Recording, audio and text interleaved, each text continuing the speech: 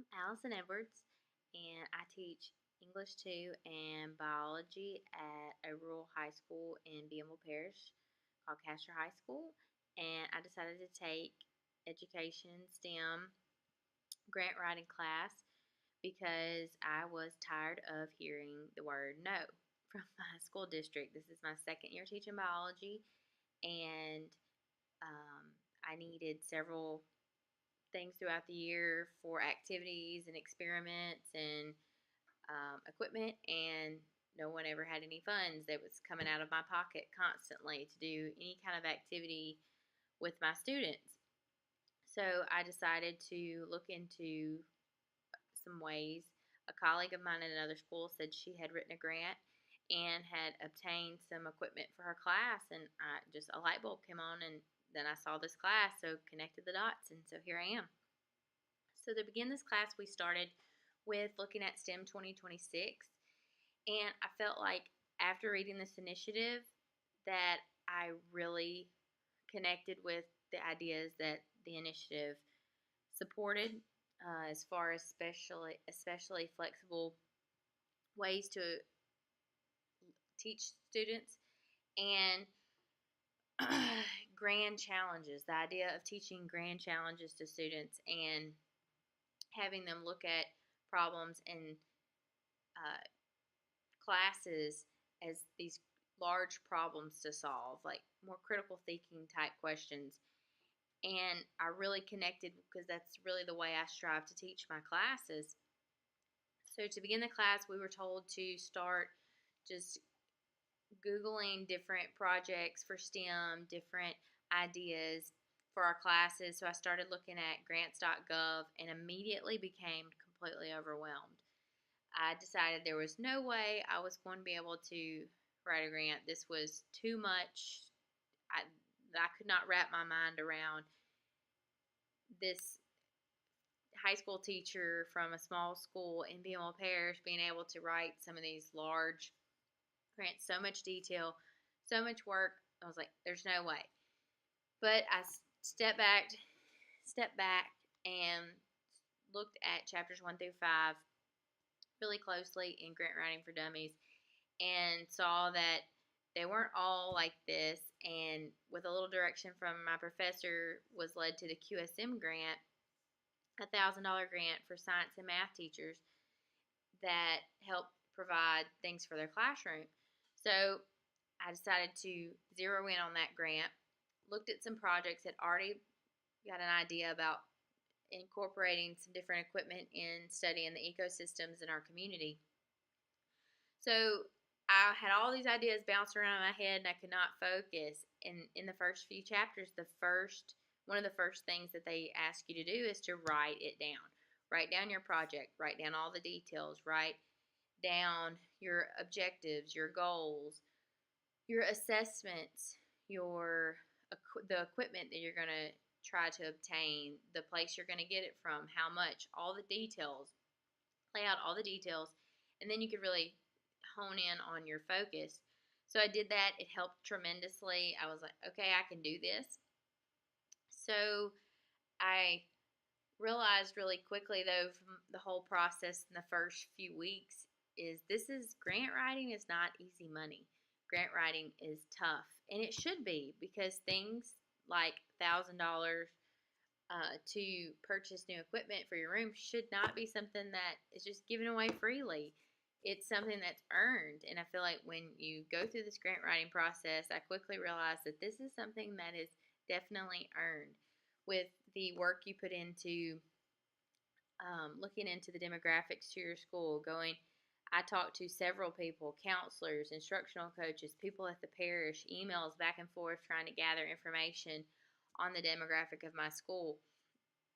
And that's just the beginning of the grant writing process. Really honing in on the SMART objectives, having detailed goals, paying attention to and honing in on a very detailed budget, all the paperwork that goes with these grants. That really pays off in the end, and that's how I like to teach my students also. Anything worth having is you have to work for. And these grants, this funding that's out there and accessible, it is accessible, but at a price, which is that hard work that educators put in to earn that money. And I feel it's worth more when you really have to work for it. And that's what I try to teach my students. Anything that comes super easy is worthy, is something that you put a lot of work into. That's going to make you feel better. That's going to give you a greater reward. That information is going to stick with you when you work toward that problem solving goal and actually achieve that goal. Then that's going to stick with you. So I felt like a student almost in my classroom, like going through this process thinking, okay, I know it's hard, but that's okay because it's going to be worth it. So I really focused on some veneer LabQuest equipment that would allow my students to collect data in the field, in our local ecosystems. We are a very rural community. There are lots of lakes, rivers, creeks. As a matter of fact, I live on Kepler Lake, which is close to our community. Kids fish, swim, anything you can think of in this body of water with the creeks. They ride four-wheelers through the creeks. They're very involved in our local ecosystem as far as the things that, the time they spend in the area. So I really wanted to find a project that allowed the students to really connect with our community and see that we can have an impact. So I designed with help from other sources online, design a group of experiments that would allow students to test the CO2, O2, temperature, and other things with different pieces of equipment, probes they could hook up to their Chromebook, then analyze data. The key to a lot of the LEAP 2025 questions, it's a set of experiments and charts and graphs and tables and data, and students are told to analyze that data to answer these questions. So I really want to model this project to help better prepare them for this end of the year assessment also. I felt like after I completed the grant, went back and forth, paid attention to detail with the wording, the vocabulary, making sure that I used vocabulary that was effective, that was efficient. I realized that there's a lot of grant applications that come through, all wanting the same amount of money. You have to be able to catch the eye of the group granting the funds. You want to be able to catch their eye, but also hold their attention. So not spend time flowering up your vocabulary. Definitely focused on key factors, what you want to achieve. So this process, I believe, through the text, the Al Purdue, all the things that we read along the way as we were working on our grant, definitely gave me the confidence to move forward if by chance I do not receive the funding for the QSM grant that I'm requesting in September. I feel the text definitely prepares you for the rejection along with the process of moving forward after you receive the funds. I definitely think that the work does not stop at the acceptance letter or the reward letter that you get.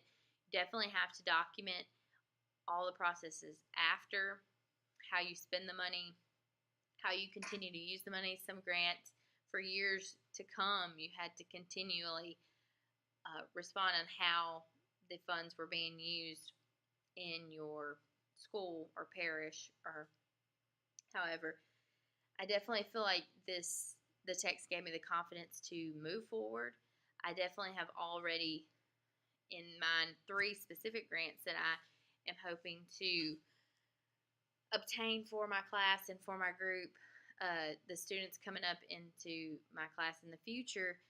In regards to energy grants, I'm looking to try to obtain some new microscopes for our lab that has not been used since 2005, since I graduated high school here. And the science teacher left that was teaching me high school. Definitely some new microscopes. I also would like to obtain some lab tables for my classroom so we can do more projects and hands-on activities in the classroom instead of taking them across the hall down the way to a science lab behind someone else's classroom. I would like to do more hands-on things in the classroom. I've also found a grant that possibly can fill out for a greenhouse on our campus that we can use pre-K through 12. I would love for young minds to start early, being able to put their hands on activities that they're doing for their classes in science and be able to observe in a organized, clean greenhouse for all of them to use. I'm super excited about that grant that I'm going to be working on for the year, and I realize this would be a much larger grant than the QSM grant that I'm working on now, but I feel like after having this class, I feel more confident and able to prepare that grant for next year. I also had the experience, this class pushes you to, in Grant Writing for Dummies, it talks about peer review, talking with your colleagues, asking for help. I definitely think at the lunch table the last few weeks and at our planning periods, I've been talking with other colleagues of mine saying, what do you need in your class as far as math manipulatives, or what do you need in your class in the chemistry class down the hall? And we've come together and just talking about this process and telling them that it's not as hard as you think. I can help you. Let's do this one together.